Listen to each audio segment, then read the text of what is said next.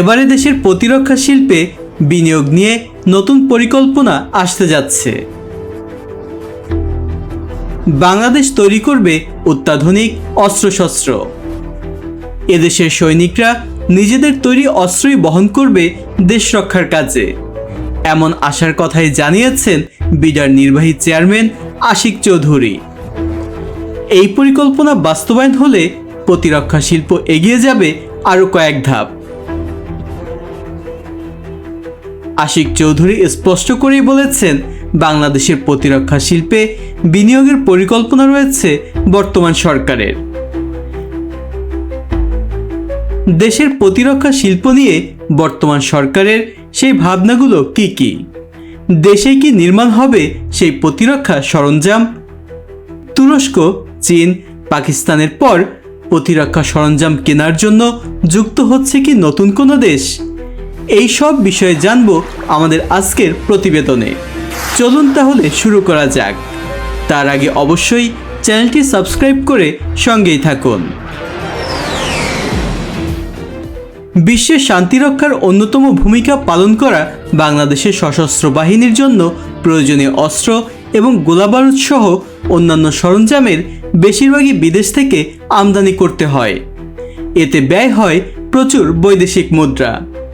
তবে বিশ্লেষকরা মনে করেন বেশ কিছু প্রতিরক্ষা সরঞ্জাম দেশেই উৎপাদন করা সম্ভব, বিশেষ করে হালকা অস্ত্র, গুলি, গোলার মতো সরঞ্জামগুলি। যদিও এসব সামগ্রীর বেশ কিছু এখন বাংলাদেশ অর্ডিন্যান্স ফ্যাক্টরিতে তৈরি হচ্ছে। প্রাথমিকভাবে চীন থেকে প্রযুক্তিগত মেশিন, সরঞ্জাম, সহায়তা সুবিধা নিয়ে বাংলাদেশ অর্ডিন্যান্স ফ্যাক্টরি প্রতিষ্ঠিত হয়েছিল। কিন্তু ধীরে ধীরে অস্ট্রিয়া, অস্ট্রেলিয়া, বেলজিয়াম, জার্মানি, তুরস্ক, চীন এবং ইটালি থেকে প্রযুক্তি হস্তান্তর যুক্ত করা হয়েছে।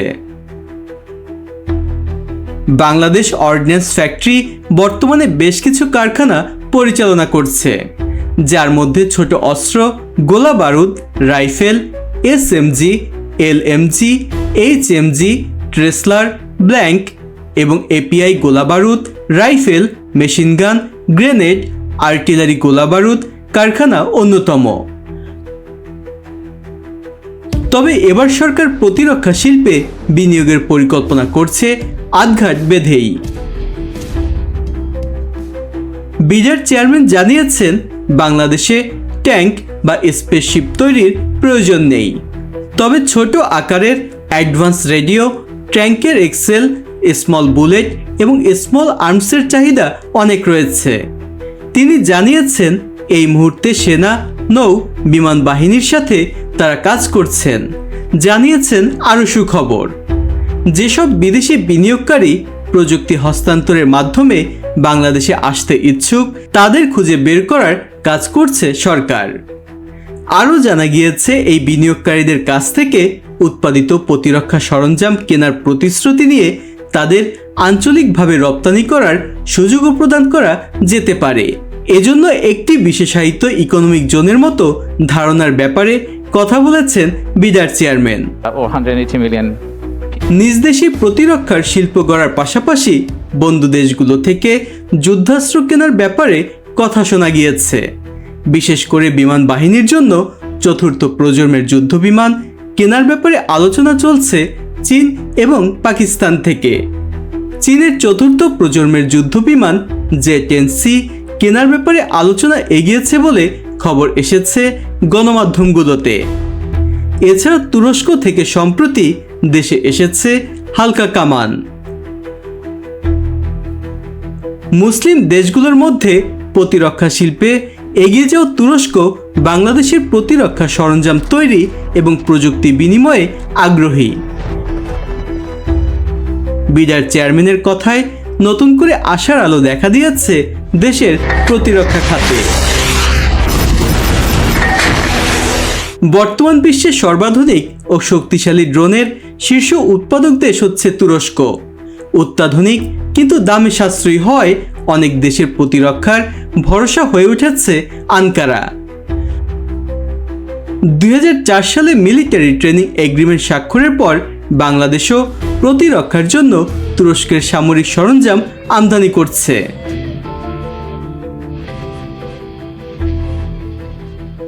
বাংলাদেশের সামরিক বাহিনীর ৩,০০০-এর বেশি সদস্য তুরস্ক থেকে উন্নত ও আধুনিক প্রশিক্ষণও গ্রহণ করেছে। বিশেষ করে বাংলাদেশের নৌবাহিনীর সাথে তুরস্কের নৌবাহিনীর রয়েছে গভীর সম্পর্ক।